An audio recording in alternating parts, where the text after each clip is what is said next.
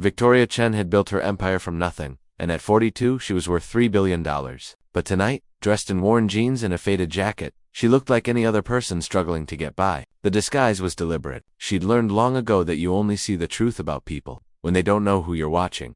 The downtown Seattle soup kitchen was busier than usual. Victoria had been funding this place anonymously for 5 years, but she'd never actually visited. Recent reports suggested someone was stealing supplies, and she wanted to see the operation firsthand before confronting her management team.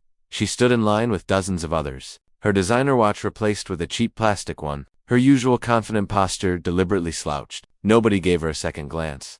That's when she noticed him. The man was maybe 35, with kind eyes, and clothes that had been washed so many times they were nearly But it wasn't him that caught her attention initially. It was the little girl holding his hand, maybe 7 years old, with tangled brown hair and shoes held together with duct tape.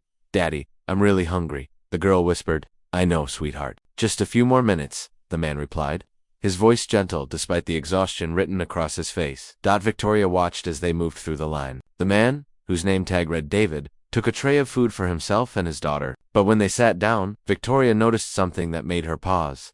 David gave his entire portion to his daughter, keeping only a small roll for himself. "Daddy, you need to eat too," the girl protested. "I already ate earlier, Emma. This is all for you," he lied smoothly. Though Victoria could see his hands trembling slightly from hunger, Victoria found herself sitting at a nearby table, pretending to eat while observing them. Emma ate quickly, the desperation of genuine hunger evident in every bite. David watched her with a mixture of love and profound sadness that Victoria recognized. It was the look of a parent who would give anything to provide better for their child. After they finished eating, Victoria expected them to leave. Instead, David checked his watch, kissed Emma's forehead, and said something to her. The girl nodded and pulled out a worn coloring book from a backpack. Then David did something unexpected. He walked to the kitchen entrance and started working. Victoria frowned. She hadn't authorized any volunteer positions for people receiving services. She moved closer, watching as David rolled up his sleeves and began washing dishes with practiced efficiency. He worked for 90 minutes straight, never slowing, never complaining. When he emerged, one of the kitchen staff handed him a small bag.